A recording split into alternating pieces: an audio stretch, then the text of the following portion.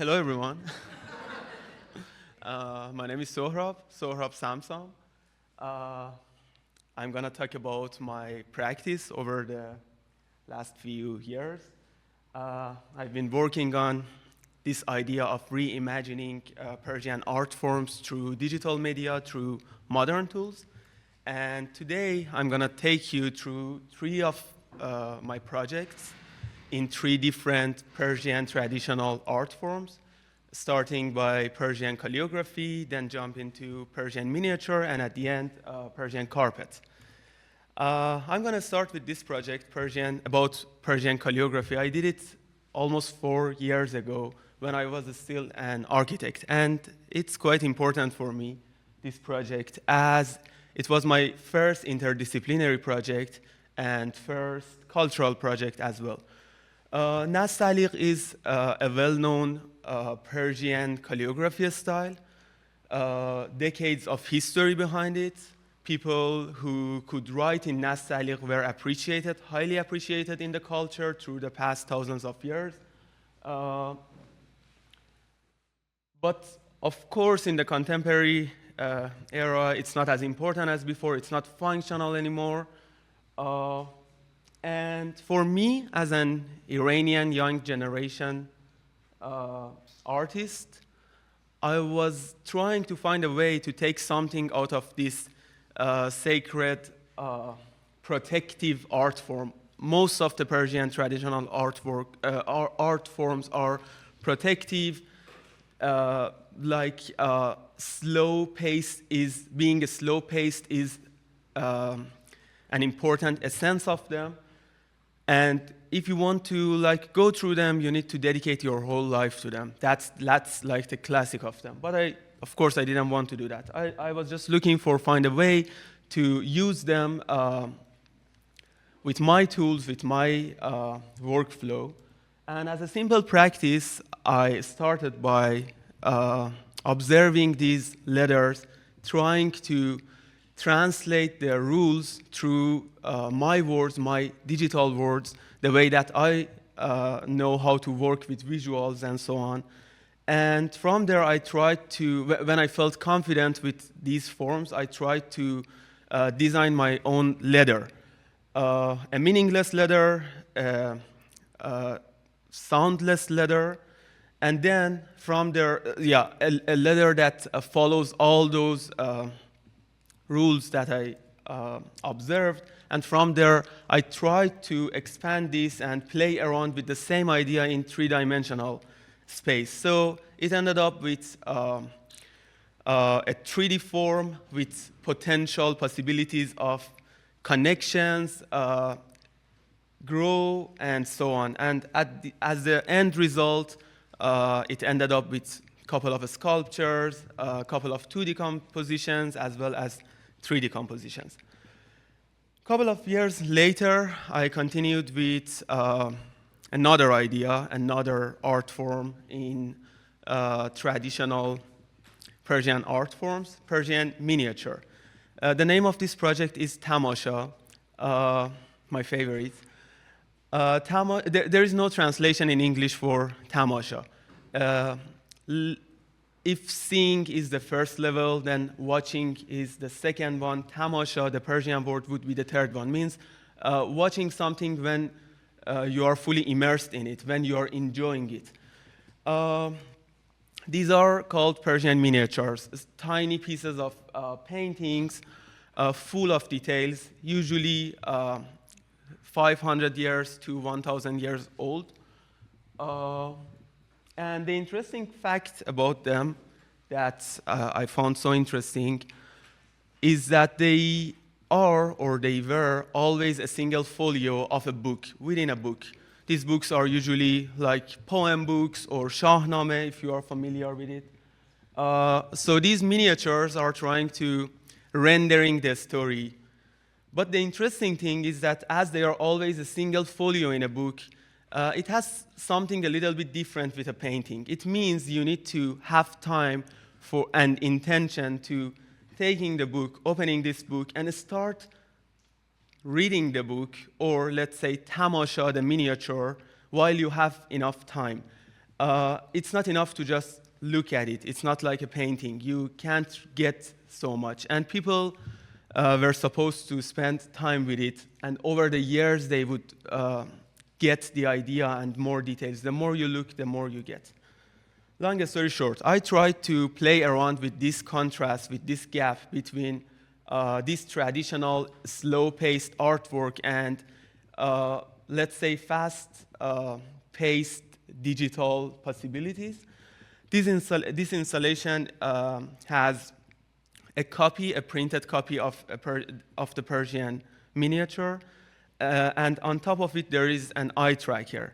The eye tracker is programmed to follow the quality of gaze, tries to observe how carefully, how patiently, how joyful you are looking at the painting. It tries to measure the amount of tamasha. And in front of you, a generative real-time artwork happens based on the quality of your gaze and interpolation, of course.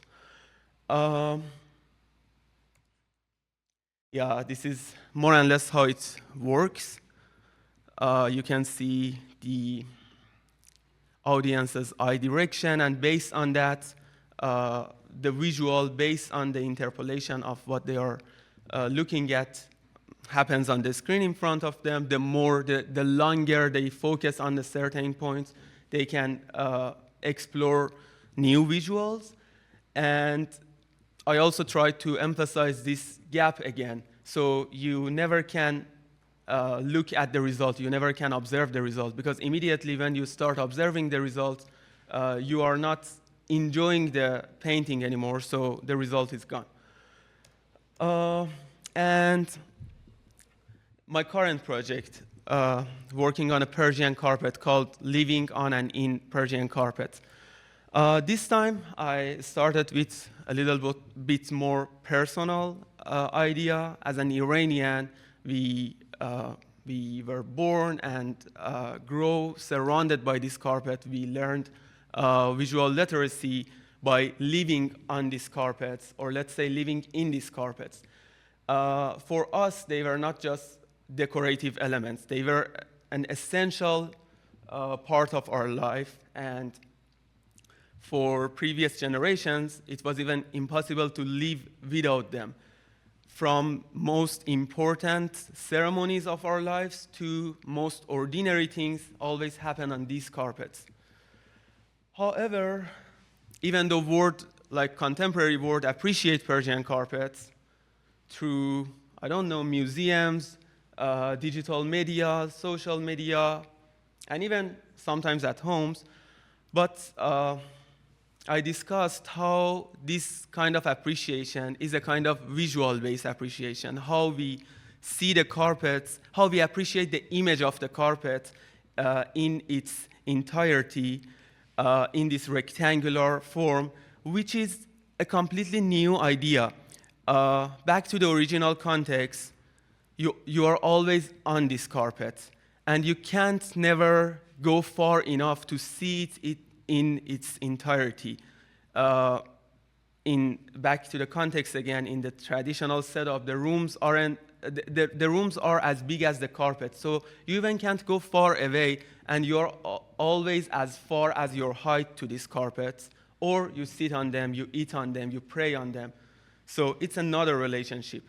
And the other kind of visual observations which happened starting from 300 years ago in museums, when you pin a carpet on the wall, or you start scanning the carpets with, of course, digital tools. It's a completely new idea.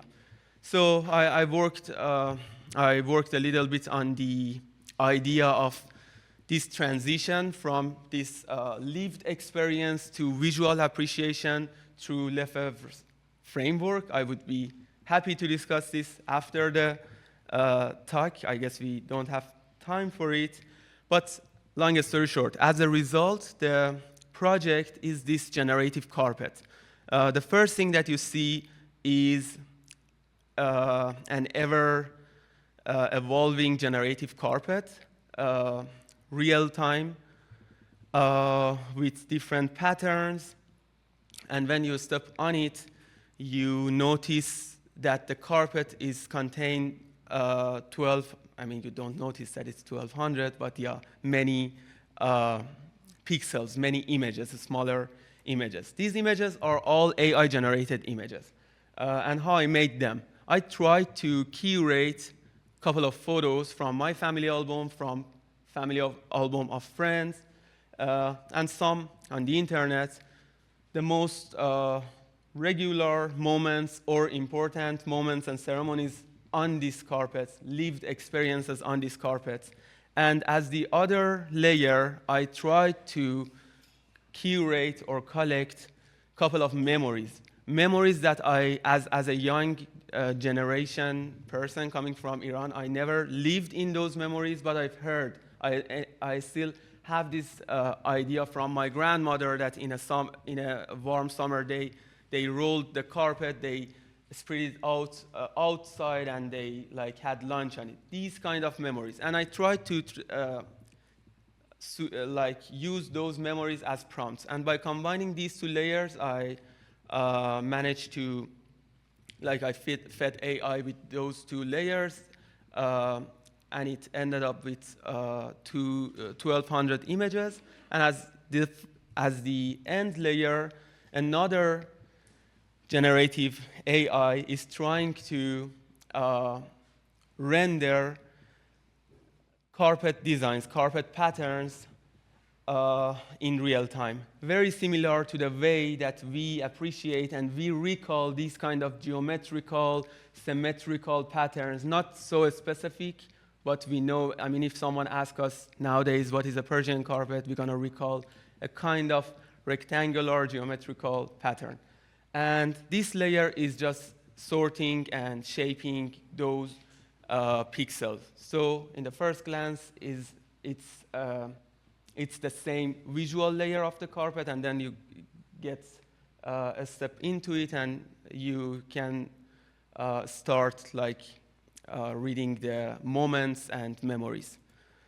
And that's it. Thank you so much.